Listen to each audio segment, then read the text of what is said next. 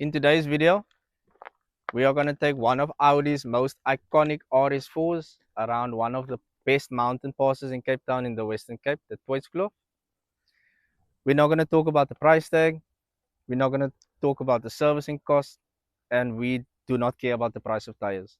We are here to give you an experience of a car in its natural habitat. Let's go for a drive.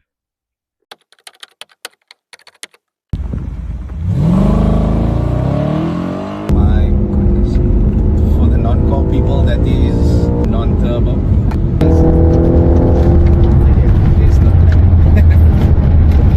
Lovely! What's the power figures on this guy?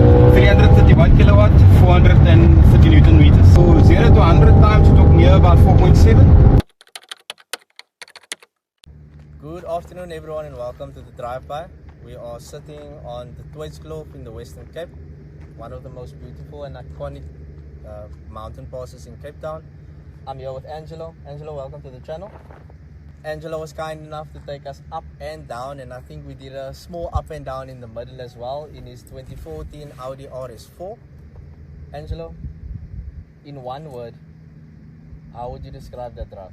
Accelerated. It was quite a drive. I enjoyed it, and yeah, Angelo, if you could sum up your experience of this entire car in its entirety, what would it be? You can use more than one word. Sure, thank you. Yeah, well, safe fun with the family. Happy wife, happy life, they say. But I would say in this case, the whole family is happy in this station. I must say, this is one of the cars where, for me personally, it's a car that I never thought I needed.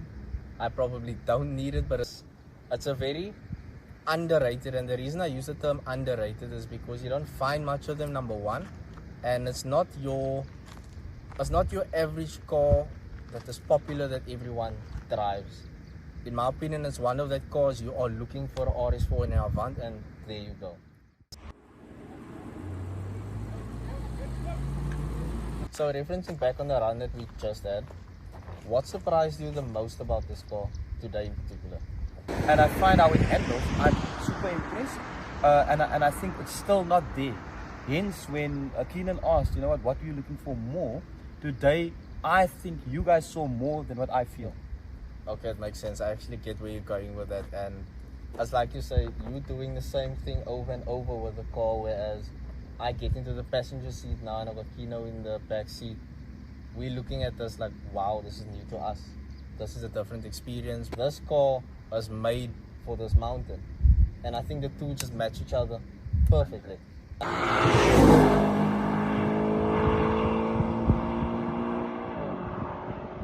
Probably gonna get a bit technical here, Angelo. You know what the roads are like in South Africa and the road qualities.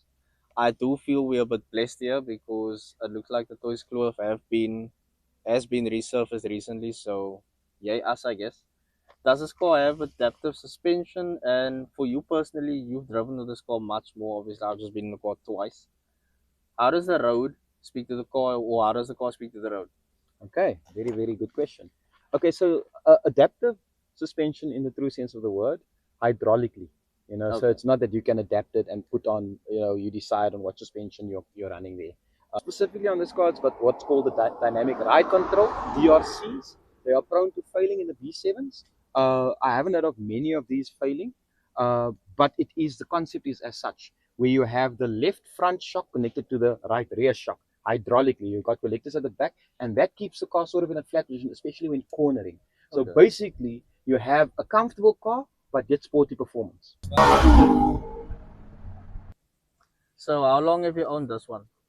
Well, since August 2024. What is your favorite part about the car? The fact that my wife loves it. She, for the first time when I spoke about selling this car, we really selling it blue one, she said. And like I said, happy wife, happy life. As for sale, guys, it is for sale. But anyway, go. Yeah, and of course, apart from my wife loving it, the children love it. They always say, let's go in mommy's car. So yeah, I think the fact that the entire family is happy with the car makes me happy. Inclusive. I do feel that this is a well all-rounded family car as well. I mean, you've got the bucket seat for daddy. Mommy, you must just bear with it, I guess. If I look at your car at the back, there's 2 car seats at the back, so your children are safe. If you open the boot, you can fit a few bodies in there. I'm just gonna leave it at that. Let your mind explore. But it's a car for everyone, and there's ample power that you definitely do not need, which is fun to have as well. Want to need. You want to need it.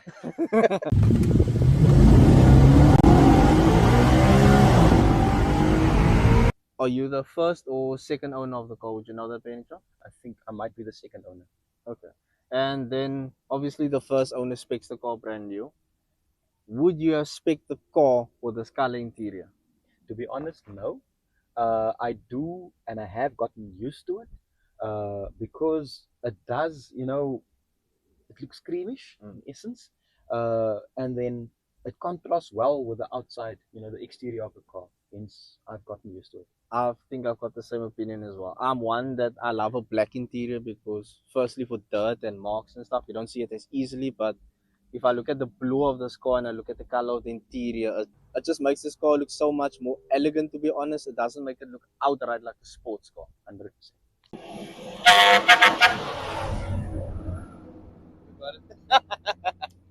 So seeing that this car is on the market and it is for sale, if you were to sell this car today, what would you miss most? Wow. The fact that it is an iconic car, as you said, the fact that I've got the B7s and this car was sort of the successor to it, it was the successor. And to give it up, it would be really that element. Things won't last forever, we know that. Yeah. And I'm also not sentimental on the things that I have because you know what, we can't take it with us one day. But I will be honest with you, the way the car drives, the way the family loves it, as you could gather the whole theme with me the whole time, family. That is what I would miss. My family is very happy in this car. I enjoy it. It's not every day that our history, where we come from, the type of cars that we've been driving, that you drive a car in our maturity today, that's going to tick all the boxes like this one does. 100%. And I think that's a good element that you add as well. If you look at your age now, where you are in your life now, and that maturity aspect, I think this car is that. Because this isn't the car that any Tom, Dick, and Harry they're just gonna see it and they're gonna be like, "Hey, Angelo, how much do you want for the car? Can we negotiate?" In my opinion, someone sees this, they know what it is, and they are looking for something of its nature. And it's one of the things where, if I was a buyer for this car, for example, my first question to you is going to be: is it still within the factory service plan? And if it's still within warranty, which obviously this one is, and I'm buying it. Plan. And I'm buying it. Yes. I'm just going to ask you the VIN number, and that's it. That's it. Deal.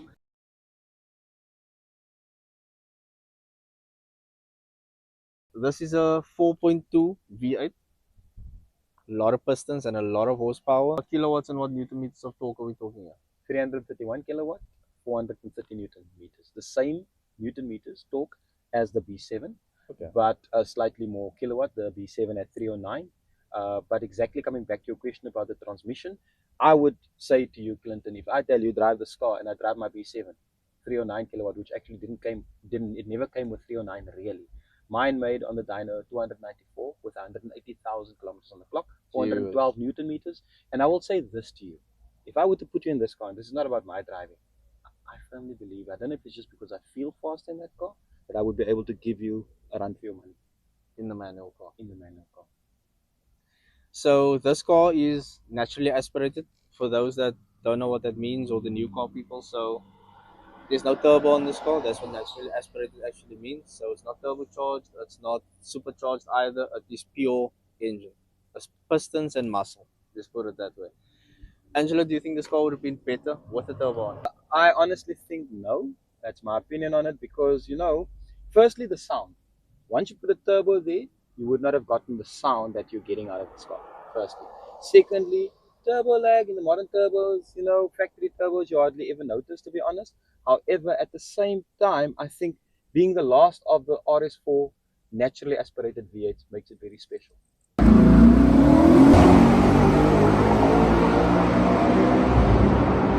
So while recording and filming, as we were busy driving, one of my favorite things was the way this thing sounds. So can you explain to us what is happening and what makes this car sound this amazing standard? Thank you. From factory, like you said, the previous owner spec'd it with the sports exhaust. It's also got a valve over there on both sides. It sounds, especially if it's well insulated as well. Once you let the windows down and you hear it even better, Yeah. it sounds quite aggressive. Angelo, can you explain to us how the valves work? Because obviously there's a valve inside the exhaust, because as we were driving, standing next to it at the robot, this thing is dead quiet. And I think that's one of the things that I love about it so much. At standing there, you hear absolutely nothing, and once you floor the throttle pedal, it's luxury muscle. How does it work? I like your description. It opens up. If I had to press the dynamic button, I could immediately hear the valves open, right? But on the B7, they close and then they reopen after about 5,000 revs, I believe. Okay. On this car, I'm not too sure where it happens, but you are so right. When you're standing, but when you're under load, it opens up at some point, and that's a glorious sound. I was actually going to ask you now at what RPM does it open, but to be honest, it doesn't matter. You can just floor it to find out.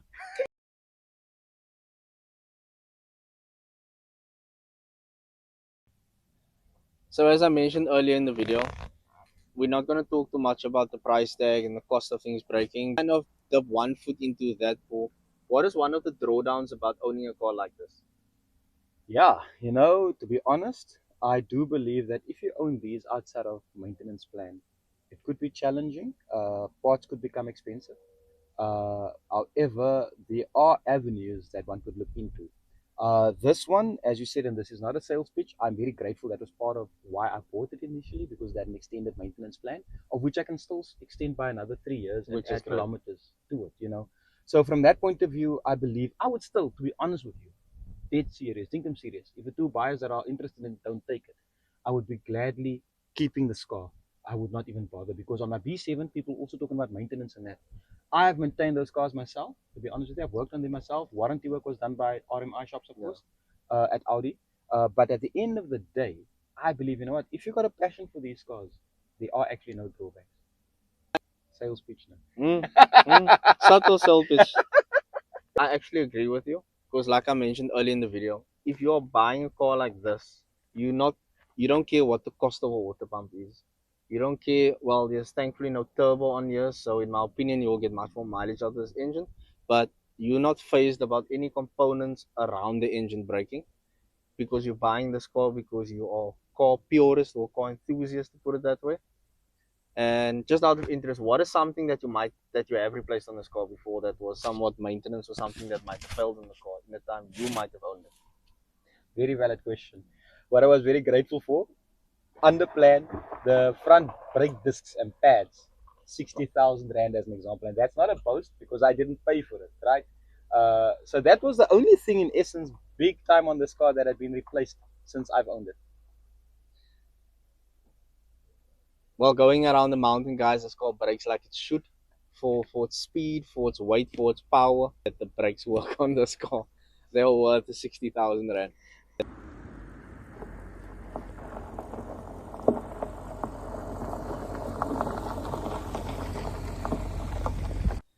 So Angelo, from outside at the drive-by, I'd like to thank you. It was quite an experience, and it's one that I'm not going to forget anytime soon, and it's one that I'm going to tell a lot of my friends about, to be honest. So to you and the beautiful RS4, many thanks. Thank you. I can just reciprocate that, Clinton. When we started speaking about this that we intend doing in terms of my channel as well, I was so grateful that you agreed at short notice, actually, that we could do this. And yeah, I couldn't have asked for better passengers today. To Kino as well, behind the camera, thank you very much for being a good passenger. So guys, thanks for tuning in, and I hope that the experience has been as fun and exhilarating as it was for me, for you guys as well.